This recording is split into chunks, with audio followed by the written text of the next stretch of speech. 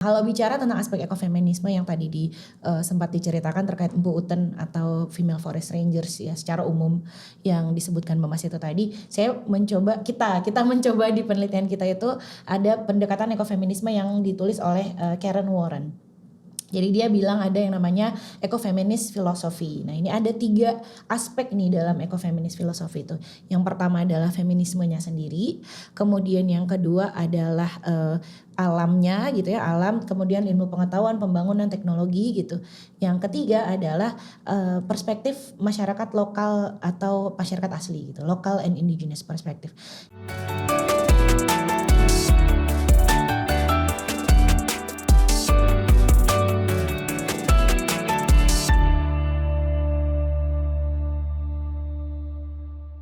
Assalamualaikum warahmatullahi wabarakatuh Sobat Ngalir, selamat datang di Ngalir Talk Show.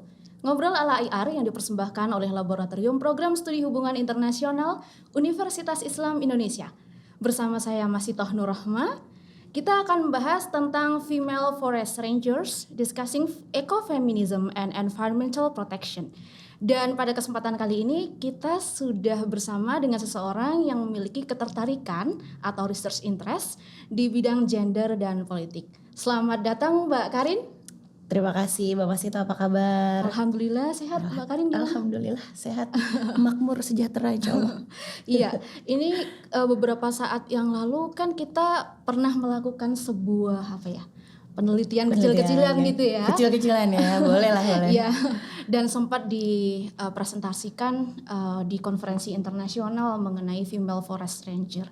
Nah, sebelum kita masuki lebih dalam topik yang akan kita bahas kali ini, mungkin kita perlu memberi tahu kepada Sobat Ngalir ini sebenarnya ekofeminisme itu apa sih, Mbak Karin? Ya, terima kasih Mbak Masito. Nanti gantian ya nanyanya ya karena penelitiannya bareng ceritanya. Iya. Jadi isu tentang ekofeminisme ini sebetulnya adalah salah satu dari cabang pemikiran feminisme. Kan kita tahu ada macam-macam yang ada feminisme liberal lah, radikal lah, sosialis lah gitu. Salah satunya adalah ekofeminisme. Nah, seperti namanya dari ekologi dan feminisme ya ini adalah menjelaskan tentang hubungan antara perempuan dan alam gitu. Kenapa ini muncul? Karena ternyata ada keterkaitan nih. Nanti mungkin Mbak Mas itu juga saya akan nanya lebih lanjut sebenarnya terkait lingkungannya gitu. Tapi kalau dari sisi perempuannya ada fenomena-fenomena yang muncul di mana kan feminisme itu sebagai satu pendekatan atau satu gerakan kan ingin memperjuangkan ketidakadilan atau dominasi yang dialami oleh perempuan gitu. Ternyata hal yang sama juga dialami oleh alam gitu. Ada dominasi, ada ketidakadilan dengan lewat kerusakan-kerusakan lingkungan gitu. Jadi ekofeminisme itu atau para ekofeminis gitu, para tokoh-tokoh ekofeminis dan aktivis-aktivis ekofeminis itu melihat bahwa alam itu adalah isu feminis yang punya koneksi penting gitu tadi antara ketidakadilan yang dialami perempuan, terus juga dialami oleh kelompok minoritas misalnya kayak misalnya penduduk indigenous atau lokal yang mungkin tersingkirkan karena adanya upaya industrialisasi yang membuat lingkungan harus dieksploitasi gitu dan terhadap alamnya sendiri yang dieksploitasi ini tadi gitu. Dan kalau feminisme kan adalah perlawanan salah satunya terhadap patriarki gitu ya tadi ya, karena ada laki-laki yang berkuasa dan mendominasi. Sementara kalau ekofeminisme karena dia tadi juga ada isu feminismenya yang melawan patriarki itu tadi, ternyata lingkungan juga sering mengalami dominasi oleh pendekatan yang maskulin yang biasanya dilakukan oleh laki-laki. Tadi kita bilang industrialisasi misalnya. Siapa sih pemilik perusahaan terbesar di dunia ini? Orang-orang kaya top 1% rata-rata kebanyakan laki-laki. Jarang sekali perempuan. Sementara on the other hand, di sisi lain yang biasanya berada paling menderita ketika misalnya kena banjir, kena longsor gitu atau mengalami kekeringan karena nggak dapat akses air bersih itu justru kelompok-kelompok termarginalkan ini termasuk perempuan gitu. Jadi secara singkat sih banyak sekali sebetulnya tulisan atau pendekatan yang menjelaskan tentang hubungan ekofeminisme ini. Nanti mungkin bisa kita gali lebih lanjut. Gantian saya mau nanya nih kan tadi Mbak Masito udah meng-highlight bahwa saya punya ketertarikan riset di gender dan politik. tentang perempuan tadi. Nah, sementara Mbak Masito kan sebagai dosen politik lingkungan dalam hubungan internasional dan juga punya ketertarikan isu lingkungan nih, makanya kita riset bareng kan. Iya. Nah, pertanyaan saya tadi saya udah sekedar sedikit menyinggung tentang hubungan antara perempuan dan alam. Tapi sebenarnya keterlibatan perempuan itu sendiri dalam upaya untuk menjaga lingkungan, menjaga alam itu seperti apa sih Mbak? Oke, jadi kalau kita mau menjabarkan ini ya, seberapa besar atau seberapa pentingnya peran perempuan dalam environmental protection atau menjaga kelestarian lingkungan dan seterusnya, itu kita perlu berangkat dari asumsi dasar bahwa alam itu menjadi sesuatu yang sangat penting bagi kehidupan manusia maupun makhluk yang lain, gitu. Termasuk diantaranya hewan. Dan manusianya ini sebenarnya nggak hanya perempuan, tapi juga laki-laki, baik yang tua, muda, ras manapun, bangsa manapun. Jadi tidak ada perbedaan sebenarnya ketika kita dihadapkan pada konteks apakah kita membutuhkan alam atau tidak. Semuanya pasti butuh gitu. Tapi seiring dengan berjalannya waktu, kemudian tercipta sebuah peradaban yang membentuk kultur-kultur sosial melalui interaksi politik, sosial, ekonomi dan seterusnya yang membuat perempuan dan laki-laki itu perannya berbeda kalau dikaitkan dengan alam gitu. Jadi mungkin secara tradisional ya masyarakat pada umumnya itu melihat bahwa laki-laki itu adalah tulang punggung keluarga, pencari nafkah gitu ya, bekerja di luar rumah. Sementara perempuan itu mereka diberi semacam tanggung jawab untuk mengurus urusan domestik atau rumah tangga gitu. Dan kaitannya kemudian kalau kita sebelum pada masyarakat modern ya sebenarnya lelaki juga bergantung pada alam. Kita dulu adalah masyarakat yang berburu Hunter gitu kan. and gatherer gitu kan. Berburu ke alam gitu. Tapi kalau masyarakat industri, masyarakat modern kan atau masyarakat urban udah nggak kayak gitu lagi. Gitu. Udah nggak ada hewan yang mau diburu. Iya, kita kerjanya di perkotaan gitu kan. Dan kemudian perempuan juga walaupun mengalami progres, tapi progresnya nggak secepat laki-laki ketika dihadapkan pada peran yang ini gitu. Masih lebih banyak perempuan yang mengurusi urusan domestik daripada yang keluar untuk mencari penghasilan dan seterusnya gitu daripada laki-laki gitu. Jadi dalam konteks ini perempuan itu bisa dikatakan lebih dekat ke alam daripada laki-laki secara peran sosial karena memang mereka mengurusi urusan domestik. Lah urusan domestik itu apa kaitannya dengan alam? Itu sebenarnya sangat dekat karena misalnya untuk memastikan bahwa seluruh keluarga itu tercukupi nutrisinya adalah dengan menyediakan makanan yang bergizi gitu. Makanan yang bergizi itu kan yang menyediakan ya alam gitu. Sayur-sayuran bisa. Jadi seorang ibu rumah tangga itu sangat luar biasa. Selain sarjana pendidikan juga sarjana ahli gizi juga kan gitu, nutrisionis gitu istilahnya. Betul. Kemudian untuk menyediakan air bersih gitu. Itu juga biasanya dikendalikan atau dikontrol oleh perempuan juga, terutama kalau dalam masyarakat yang masih menggantungkan diri dengan alam atau dekat kehidupannya dengan alam, misalnya masyarakat adat yang hidupnya masih di hutan gitu. Jadi kebanyakan perempuan-perempuan ini justru yang mencari sumber air gitu. Kalau lelakinya misalnya berburu gitu ya. Jadi perempuan itu memang sangat dekat dengan alam. Dan hal ini kemudian dicerna secara mungkin timpang gitu oleh masyarakat pada umumnya bahwa yang harusnya menjaga alam itu adalah ya perempuan aja, lelaki ya kerja aja, mencari nafkah, mencari uang gitu. Kemudian yang mengelola alam ya perempuan, padahal seharusnya tidak seperti itu gitu. Jadi pada dasarnya kedekatan perempuan dengan alam itu terjadi dari sebuah proses yang panjang, walaupun pada dasarnya asumsi dasarnya adalah semua baik lelaki maupun perempuan itu juga memiliki hubungan yang erat dengan alam. Iya. Menarik. Iya. Nanti kita lanjutkan. Saya punya tambahan buat itu, Mbak. Terus ini Mbak Karin, kita kan ini membahas tentang ekofeminisme dan ini mungkin menjadi sesuatu yang sangat asing ya bagi orang-orang pada umumnya. Tapi mungkin kalau feminisme gitu udah banyak yang sering dengar ya. Tapi ini ada embel-embel eko nih. Eko, Pak Eko? Bukan. Kenapa sih kita penting membahas tentang ekofeminisme? Iya ya, sebenarnya jawabannya tuh singkat gitu, karena tadi kan perempuan dan misal perempuan kelompok minoritas gitu ya, atau istilahnya tuh the others gitu, yang lain, bukan yang mereka mayoritas, bukan yang mereka punya posisi mendominasi, itu nasibnya tuh sama dengan alam ketika mereka sudah menjadi korban dari ketidakadilan atau dari dominasi tadi. Nah, banyak sekali penelitian dan juga ahli-ahli baik itu feminis maupun yang ahli lingkungan yang berpendapat dan mempercayai bahwa merekognisi peran perempuan dalam melindungi lingkungan itu bisa membantu mengurangi dampak dari climate crisis atau krisis lingkungan atau krisis iklim. Nanti mungkin Mbak Mas itu juga bisa cerita lebih sedikit tentang topik kita female forest rangers gitu.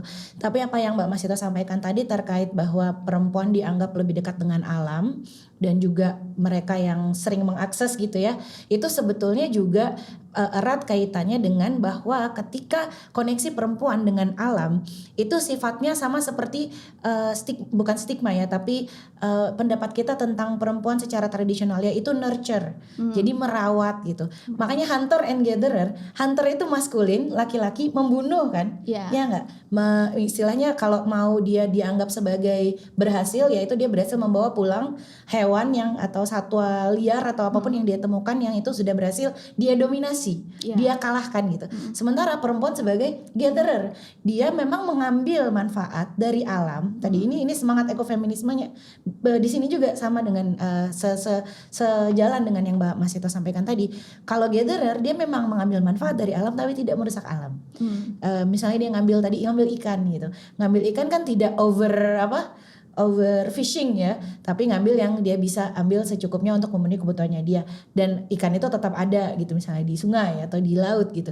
Ngambil tanaman tadi buat tumbuhan buat dimakan tetap ada, nggak dihilangkan misalnya itu.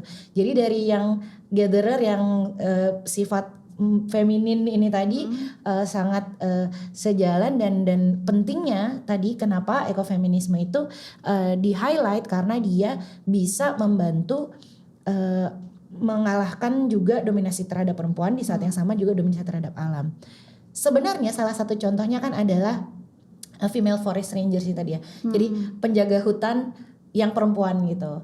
Nah itu bisa diceritakan nggak Mbak Mas Ito? Salah satunya kayaknya di penelitian kita nyebutnya, kita nyontoinnya Mpu Uten dari Aceh. Sebenarnya ada banyak, saya pernah dengar ada yang dari India atau dari mana-mana. Tapi kan kasus kita kan yang di Aceh ya, karena di Indonesia. Upaya mereka dalam melindungi hutan tuh seperti apa Mbak Mas Ito? Jadi Mpu Uten ini emang study case yang sangat menarik gitu. Karena ini berdasarkan data yang diperoleh oleh pemerintah daerah setempat dan secara nasional statistik di Indonesia itu sebenarnya posisinya Indonesia itu seperti apa sih kalau dalam konteks global itu. Indonesia memiliki sekitar 10% luas tutupan hutan dari total secara global gitu. Jadi itu cukup besar ya, dan termasuk diantaranya adalah hutan-hutan yang ada di wilayah Aceh gitu. Nah, data tahun 2020 kalau saya tidak salah ingat atau 2021 itu menunjukkan bahwa ternyata pelaku tindak kejahatan yang berkaitan dengan hutan atau misalnya illegal logging atau pembalakan liar itu didominasi pelakunya adalah laki-laki. Itu menjadi sebuah hal yang wajar ya, bukan wajar, sudah biasa lah ya. Karena pencari nafkahnya laki-laki. Seperti katakan Mbak Karin tadi, mencari nafkah tapi kok sampai merusak gitu kan. Nah, tapi di sini juga ternyata yang menjadi forest rangers pada umumnya juga laki-laki. Walaupun biasanya biasanya laki-laki gitu.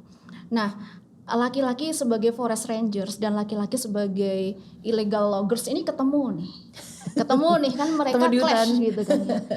Jangan nebangin hutan gini. Tapi ternyata sejauh ini ketika illegal loggersnya dan juga forest rangersnya itu sama-sama laki-laki, kejadian illegal loggingnya itu nggak menurun. Gitu. Wah, menarik juga ya. Nah, suatu ketika akhirnya di tahun 2015 itu terjadi sebuah banjir yang sangat besar di Desa Damaran Baru, Kecamatan Timbang Gajah, Kabupaten Bener Meriah, Provinsi Aceh. Yang itu membuat warga di desa tersebut itu harus melakukan pindah lokasi tempat tinggal gitu. Rumahnya banyak yang rusak juga, Displace ya mereka displace, ya, karena sudah nggak bisa bencana alam. dipakai. Kemudian sumber airnya juga tidak bisa diakses lagi. Gitu. Mereka benar-benar kesulitan gitu. Dan yang paling banyak merasakan dampak negatifnya itu terutama ternyata perempuan gitu, dengan situasi bencana yang seperti itu, disaster gitu. Jadi memang terbukti ya kalau misalnya perempuan itu memang katakanlah dekat dengan alam, dan dia juga paling rentan ketika terjadi bencana alam gitu. Paling terdampak lah ya. Dan akhirnya ada sebuah inisiasi dari sekelompok ibu-ibu di kawasan Desa Damaran Baru ini untuk membentuk sebuah agen patroli hutan gitu, yang dinamakan Puuten itu tadi gitu. Nah, apakah mereka kemudian itu kayak merasa takut atau tidak berani gitu menghadapi pembalak liar ini? Ternyata tidak gitu. Mereka justru mencoba melihat dari sisi positifnya, dalam konteks bahwa seorang pemimpinnya yang bernama Ibu Sumini itu berbicara bahwa kalau kita tidak melakukan sesuatu, kita sebagai perempuan untuk melindungi hutan kita, maka akan timbul lebih banyak mudorotnya daripada kita berdiam di rumah saja gitu. Jadi tindakan yang mereka lakukan itu didasarkan pada sisi kebermanfaatan, dan kalau mungkin dalam perspektif agama Islam juga keamanan dan kebarokahan gitu ya. Kesejahteraan juga gitu. Jadi akhirnya terbentuk Puuten ini, dan mereka bertugas untuk melakukan patroli hutan gitu, untuk mencegah terjadinya pembalakan liar. Dan seiring dengan berjalannya waktu, patroli-patroli ini terus rutin dilakukan oleh sekelompok ibu-ibu di Desa Damaran Baru ini. Ternyata illegal loggingnya itu juga menurun gitu. Berarti lebih berdampak ke kalau orang-orang pada takut sama ibu-ibu kali daripada sama laki-laki. Ternyata nggak raja jalanan aja, raja hutan. Itu statistik yang sangat menarik ya. Kan kita nggak pernah menyangka ya, ternyata peran ibu-ibu itu ternyata juga sangat besar gitu dalam menjaga keamanan lingkungan sekitar kita gitu. Yang ini mungkin tidak dicoba oleh masyarakat pada umumnya gitu, karena masyarakat pada umumnya cenderung melihat peran wanita secara tradisional gitu di tingkat domestik atau rumah tangga gitu. Jadi di sini intinya adalah Puuten ini telah berhasil meningkatkan keamanan dan menurunkan tingkat pembalakan liar atau penebangan hutan yang ada di wilayah pedesaannya. Nah, saya punya pertanyaan lanjutan nih. Karena kan nggak biasa nih perempuan itu jadi forest rangers atau patroli penjaga hutan tadi ya. Karena adanya pandangan tradisional yang itu bukan pekerjaan perempuan dan seterusnya. Berarti ini pastinya ada tantangan-tantangan yang mereka hadapi ini. Mungkin Mbak Masito bisa share ke Sobat Ngalir, apa aja sih tantangan yang mereka hadapi? Jadi memang tantangannya banyak Sobat Ngalir. Ini saya mungkin narasikan ulang gitu ya, saya ceritakan ulang gitu dari hasil temuan-temuan kami di Desa Damaran Baru ini. Tapi juga mungkin kita juga bisa melihat konteks sosial secara lebih luas, mungkin di Indonesia dan juga global secara umumnya ya. Yang pertama adalah bahwa ada stigma dari masyarakat, perempuan itu seharusnya tidak nampak di depan publik gitu. Mungkin tadi sudah disinggung sedikit oleh Mbak Karin yang masalah patriarki itu tadi ya. Apalagi jadi raja hutan tadi kan, ngapain sih di hutan gitu. Tapi juga jangan disalah kira kalau Puuten ini nggak ada laki-lakinya. Ada tapi juga. Memang didominasi oleh perempuan, pemimpinnya pun perempuan. Diinisiasi oleh perempuan juga. Nah, stigma masyarakat itu melihat perempuan itu harus berada di dalam rumah begitu. Tinggal dengan aman di dalam rumahnya, mengurus rumah tangga, suami dan anaknya atau mungkin orang tuanya dan seterusnya. Itu menjadi salah satu tantangan dari kegiatan yang dilakukan oleh Puuten ini.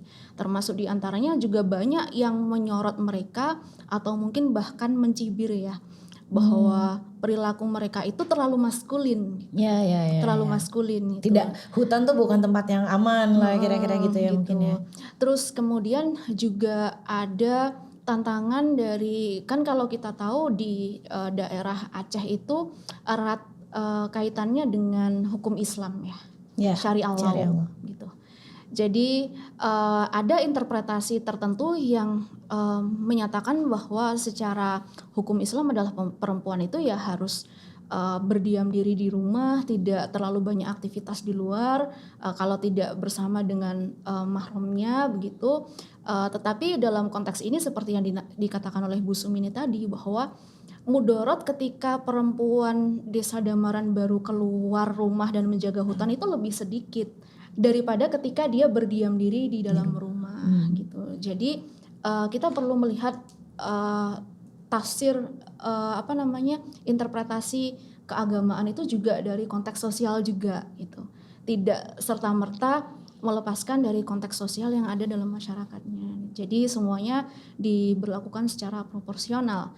Kemudian yang terakhir adalah bahwa ada statistik yang menyebutkan ini dari penelitian yang sebelumnya kami masukkan dalam literatur review juga, bahwa ternyata pembuatan kebijakan yang berkaitan dengan sektor lingkungan, utamanya kehutanan, itu didominasi oleh pembuat kebijakan yang laki-laki.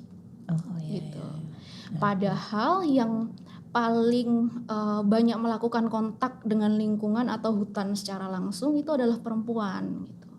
Bagaimana laki-laki tahu perempuan itu memperlakukan lingkungan itu seperti apa kalau mereka tidak bertanya pada perempuan, kan seperti itu ya, atau mereka melihat sendiri gitu. Jadi salah satu contohnya adalah program REDD+, Reducing Emissions from Deforestation and Forest Degradation, yang itu merupakan program global sebenarnya, salah satunya diimplementasikan oleh pemerintah Indonesia dan Norwegia.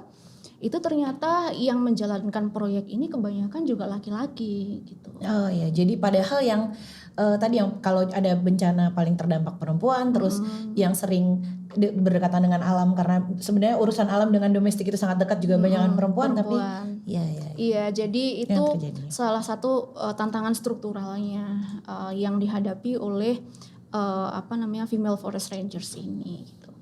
Mungkin saya berikutnya yang mau nanya nih Mbak Karin. Mau nanya? Kamu nanya. Kamu bertanya-tanya. Jadi tadi kan kita sudah membahas tentang tantangan yang dihadapi oleh female forest rangers ini. Nah kalau dari aspek ekofeminisme itu kalau mau kita bedah itu yang bisa kita ungkapkan apa aja sih? Kayak dokter bedah-bedah. Ya, tapi ini kita perlu disclaimer dulu Mas Sito. Kita bukan orang Aceh. Saya dan Mama Sito itu bukan orang Aceh. Cuman ini adalah studi kasus yang sangat menarik dan sebenarnya yang kita, kalau kita lihat ya dari literatur yang kita cari tuh kayaknya cuma 1 atau 2 gitu peneliti yang benar-benar mendalami ini. Ini yang kemudian mendorong kami meskipun ini lokal tapi ternyata dari perspektif hubungan internasional sangat relevan sekali. Nah kalau bicara tentang aspek ekofeminisme yang tadi sempat diceritakan terkait Empu Uten atau female forest rangers ya secara umum yang disebutkan Mbak Mas itu tadi, kita mencoba di penelitian kita itu ada pendekatan ekofeminisme yang ditulis oleh Karen Warren. Jadi dia bilang ada yang namanya ekofeminis filosofi. Nah ini ada 3 aspek nih dalam ekofeminis filosofi itu. Yang pertama adalah feminismenya sendiri. Kemudian yang kedua adalah alamnya gitu ya, alam. Kemudian ilmu pengetahuan, pembangunan, teknologi gitu.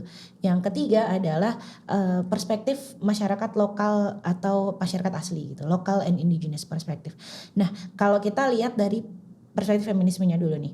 Tadi udah sempat disinggung bahwa ini adalah gerakan yang semangatnya tuh sama untuk melawan ketidakadilan. 1 ketidakadilan terhadap perempuan, 1 ketidakadilan terhadap alam gitu ya atau lingkungan gitu. Jadi peran perempuan di sini itu ternyata tadi kenapa salah satunya juga efektif jumlah illegal loggingnya yang berkurang. Rupanya kalau forest rangersnya itu laki-laki, mereka itu cenderung pendekatannya itu juga maskulin gitu.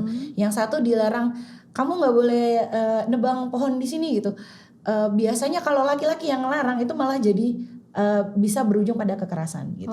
Dibanding dengan kalau ibu-ibu yang ngelarang, ibu juga kayak oh ya maaf Bu gitu kan. Terus bahkan ada kasus juga di penelitian kita yang kita sempat tulis ya Mbak Masito, ada mantan illegal logger ikut bergabung dengan Empu Uten juga karena dia merasa itu adalah upaya untuk semacam menebus dosa lah gitu kepada kesalahan-kesalahan dia yang sudah dia lakukan di masa lalu. Dia dulu yang memperjualbelikan hewan liar atau membunuh hewan liar gitu, dan juga illegal logging tadi gitu. Jadi dari sisi feminismenya ada pendekatan yang juga feminin tadi kan. Kalau hunter and gatherer tadi, hunternya pasti menyakiti, ada yang tersakiti gitu. Tapi kalau gatherer approach-nya feminin, dia meskipun mendapatkan manfaat tapi tidak menyakiti, tapi malah melestarikan. Nah itu jadi aspek pertama dari feminismenya, itu ada pendekatan yang non violence atau nir kekerasan, sehingga lebih efektif untuk mencapai tujuan yang ingin dia dapatkan, yaitu melestarikan lingkungannya tadi atau minimal mengurangi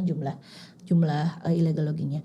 Aspek yang kedua terkait alamnya sendiri ditambah dengan ilmu pengetahuan, kemudian pembangunan, development ya, dan juga dengan teknologi. Nah beberapa hal ini tuh bicara soal kebijakan atau praktek yang itu mengakomodasi isu-isu ecological dan juga environmental. Jadi isu-isu lingkungan ini tadi. Kebijakan yang terjadi di dalam isu Empu Uten ini tadi dari aspek yang nature, technology development dan segala macamnya ini adalah mereka itu akhirnya jadi komunitas yang diakui oleh Kementerian Lingkungan Hidup kalau nggak salah, dan diberikan semacam ya kewenangan lah tadi. Jadi mereka tuh patroli hutan tuh bukannya liar gitu ya, tapi dilindungi oleh pemerintah dan didukung dan diberikan pendanaan dan segala macam gitu. Jadi karena ada tujuan yang memang ingin dicapai yang juga ternyata sejalan dengan keinginan pemerintah misalnya untuk melestarikan REDD tadi misalnya, untuk melestarikan lingkungan, akhirnya mereka diberikan semacam authority untuk patroli hutan tadi. Nah itu aspek yang kedua, jadi mereka dapat license atau surat izin yang resmi. Aspek yang ketiga yang paling penting adalah tadi perspektif lokal atau masyarakat asli. Tadi kan Mbak Masito bilang bahwa pengambil kebijakan itu kebanyakan laki-laki. Sebenarnya nggak hanya ini masalahnya ada, tapi seringkali yang mengambil kebijakan itu adalah orang yang nggak tinggal di sana, gitu. Apalagi kalau misalnya goalnya yang paling utama itu ekonomi, kadang-kadang menghalalkan segala cara kan, udah nggak apa-apa dibabat aja hutannya, yang penting kita dapat untung gitu. Besok banjir itu urusan besok gitu. Nah yang kenapa mereka tidak merasa, kenapa sih pengambil kebijakan ini tidak merasa itu sesuatu yang merugikan, karena mereka nggak tinggal di sana. Kalau banjir mereka nggak kena banjirnya gitu, tapi mereka dapat uangnya gitu. Tadi yang satwa liar dan segala macam tadi kan juga jadi isu ya, atau mungkin isu lingkungan yang lebih luas lagi, misalnya tambang batu bara atau minyak dan seterusnya kan sama ya isunya, atau yang buang limbah pabrik gitu ya, yang punya pabrik yang nggak minum air dari sungai yang limbahnya dibuang kan gitu. Sehingga perspektif lokal atau indigenous ini tadi juga penting agar solusinya tepat gitu. Sehingga aspek yang ketiga ini ada partisipasi dari tadi perempuan, yang utama tadi Bu Sumini dan kawan-kawannya, dan juga ada ternyata Empu Uten juga ada yang laki-laki gitu. Mereka bahkan desa Damaran Baru ini juga menjadi eco village-nya. Jadi kalau mau concernnya ekonomi ya jangan yang mengeksploitasi lingkungan lah, tapi yang melestarikan lingkungan. Nah eco village ini tadi desa apa ya istilahnya dalam bahasa Indonesia ya, desa wisata yang itu ramah lingkungan, ini menggantikan upaya-upaya aktivitas ekonomi biar mereka meskipun lingkungannya terlindungi, mereka tetap dapat income atau dapat ya bisa melakukan aktivitas ekonomi tanpa harus mengeksploitasi lingkungan di sekitar mereka gitu. Jadi 3 aspek itu. Kalau boleh saya ulangin, feminisme, terus alamnya sendiri, terus yang tadi perspektif lokal dan atau indigenous-nya gitu. Ini sebenarnya banyak banget yang menarik yang bisa kita gali, tapi karena waktu kita terbatas, mungkin nanti kapan-kapan kita share kalau sudah direvisi jurnalnya atau artikelnya bisa kita kasih ke teman-teman sobat. Atau nanti kalau mau diskusi lebih dalam bisa ikut mata kuliah gender dan politik. Betul, dan juga ikut mata kuliah politik lingkungan dalam HI. Oke, bener banget tuh. Mungkin kita akhiri dengan closing statement dari Mbak Karin dulu. Saya dulu. Iya. Jadi semangat kita menulis penelitian ini adalah untuk melihat bagaimana sebetulnya hal-hal yang terjadi di ranah lokal itu juga sangat relevan dengan isu-isu yang terjadi di hubungan internasional. Dalam hal ini adalah isu lingkungan dan juga isu gender gitu, ketidaksetaraan gender. Dan secara khusus ekofeminisme sendiri mencoba meng-highlight 2 hubungan ini antara perempuan dan lingkungan, dan harapannya adanya pendekatan ekofeminisme ini yang sekarang sebetulnya semakin banyak yang ngomong ya, karena isu climate crisis kan juga lagi hype-hypenya dibicarakan nih. Ini bisa membuat orang-orang makin menyadari bahwa kalau pengen menyelamatkan lingkungan tidak hanya pengambil kebijakan itu laki-laki, tapi justru keterlibatan perempuan, bahkan dari ranah ranah lokal sekalipun kayak yang di Aceh ini, itu bisa punya dampak yang besar terhadap lingkungan. Itu dari saya. Baik, makasih Mbak Karin atas closing statementnya. Kalau dari saya itu ya, saya ingin mempertebal apa yang disampaikan oleh Mbak Karin ya sebenarnya. Karena masalah lingkungan itu sebenarnya adalah masalah kita semua gitu. Enggak hanya orang yang hidupnya itu bergantung pada alam gitu. Secara langsung ya. Walaupun kita hidup di daerah yang urban, sebenarnya kita juga bergantung pada alam loh. Bagaimana kita bisa makan makanan yang sehat dan sebagainya itu kan dari pertanian gitu. Dari agrikultur dan sebagainya, dari oksigen alam. yang kita hirup pun juga itu juga dari alam gitu. Jadi intinya adalah kalau kita nggak bergerak sekarang gitu, kapan lagi? Apakah nunggu alamnya rusak gitu? Dan pertanyaannya kemudian adalah apakah alam itu bisa menahan beban untuk kerusakan yang sudah atau eksploitasi yang dilakukan oleh manusia gitu. Bisa nggak alamnya bertahan gitu? Kan kalau nggak bisa, yang kena dampak negatifnya kita sendiri gitu. Dan kita perlu berpikir dalam jangka waktu yang panjang bahwa dalam melakukan perlindungan terhadap alam ini tujuannya bukan hanya untuk generasi yang hidup masa sekarang aja gitu, tapi juga untuk anak cucu kita, karena keadilan itu tidak hanya bicara tentang keadilan generasi masa kini, tapi juga generasi di masa mendatang juga. Itu dari saya. Terima kasih Sobat Ngalir sudah menemani kami ngobrol-ngobrol santai bersama saya Masitoh Nurrahma dan rekan saya Karina Utami Dewi. Kami ucapkan terima kasih. Jangan lupa like, share, and subscribe channel YouTube Department of International Relations UII. Tonton episode-episode menarik lain di Ngalir Talk Show Ngobrol ala IR yang dipersembahkan oleh Program Studi Hubungan Internasional Universitas Islam Indonesia. Wassalamualaikum warahmatullahi wabarakatuh. Bye-bye.